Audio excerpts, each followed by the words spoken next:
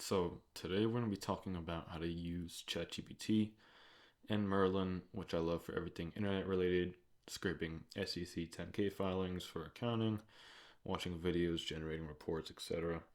But that'll probably be a separate video or series. But using ChatGPT for workflow efficiency, prompting, scripting, bouncing ideas, etc.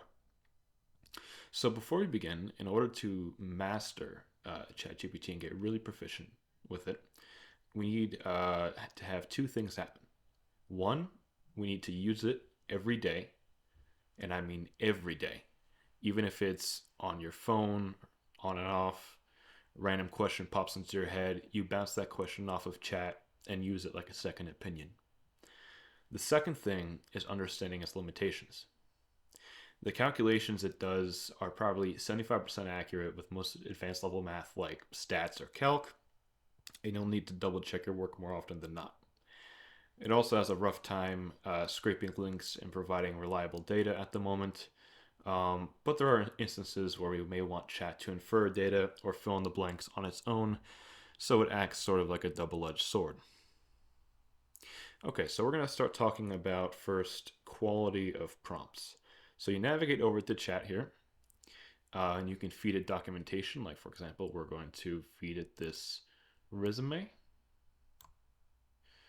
This is a example I typed up. This is actually based on partially from my resume, but anyways, we are going to prompt it. So we're going to start out with something like come up with a list of keyworded skills I can copy and paste into a job application based on this resume. All right, this is very, very basic. I just want a list of skills. It's gonna, yeah, here we go. Yeah, it's a very finance-oriented resume. That's what I have my degree in. So, right. And I ask a follow-up question, but we don't want that. We just want these. So we have our list of skills, right? Social media, digital marketing, financial planning, things that someone may have on a resume. For work experience and college work, etc. So note these, and you can copy and paste this when you log into chat. Here, you have the option to copy that to your clipboard, and you can paste that into a document or notepad. So the second prompt that we're going to explore here is expand on each of those skills and formulate it into a cover letter addressed to, let's say, pick a bank, Merrill Lynch. Let's say we're applying there. Misspelled Merrill. For, let's say, financial advisory role. All right, that looks good. That's a more quality prompt, and we are going to go with this. So it's going to generate a pretty extensive cover letter here. Now, this is not what we're going to be using, but it is something that we can use. But we're going to have it polish this for us. But the point I'm trying to bring here is you see how it expands on the resume. It pulls links, right? There's a LinkedIn profile I had in the resume. It's supposed to populate here normally, but that's okay. The Gmail, the phone number, and it formats it pretty well. This could probably be condensed, so we're probably gonna ask it to do that in a second. But it expands fairly well on the resume itself, and then converts it into a cover letter.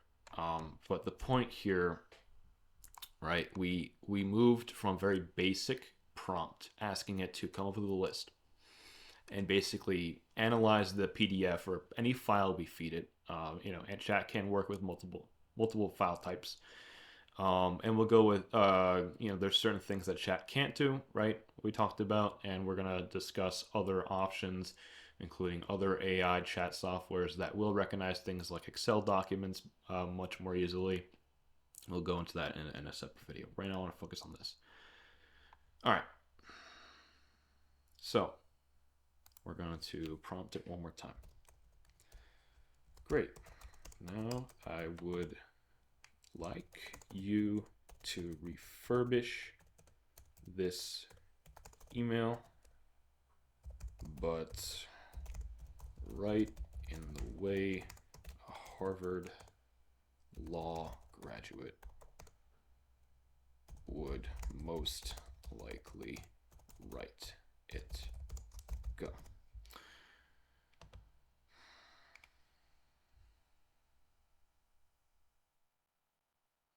Right, so you're going to see it expand in terms of the quality of the tone, the the fluency, um, and sort of the overall extensive word use here. So this is a tool. This prompt, and you can adjust this however you want. That you can have in your toolbox, asking it to rewrite something in a certain manner. Let's say you found this too jarring or too basic, anything, right? It doesn't flow nice. It sounds too choppy maybe after you read it once. You can ask it, and this is not just for cover letters, guys. You can do anything with this. This is just an example, right? We uploaded a resume, we pulled keywords, we wrote a cover letter, we're polishing it now. Refurbish is the keyword here. Very important, because when you want chat to redo something, you got to prompt it in certain ways, and I'll go over what those are. You want it to reformulate it, you want it to refurbish it, whatever. Right? We have our refurbished cover letter in what chat thinks a Harvard grad might write, or at least pretty close to it. The point is, right, that certain style that we're trying to go after here.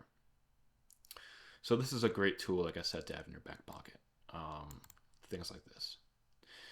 The great and the go in the beginning and end are polite ways to prompt chat to act fluid.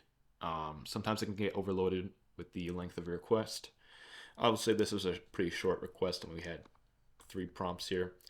But it helps center on the prompt in between and deliver a focused output. The point I'm really trying to drive home here, guys, is there's a huge opportunity right now with the advent of AI to rapidly accelerate your workflow. This is some pretty basic 3-point prompting, but some important tools to have in your arsenal, especially when you want to pull specific information out of a large file and reformulate it into something new. Anyways, hope you guys enjoyed. Like and subscribe if you did, and there will be more to come.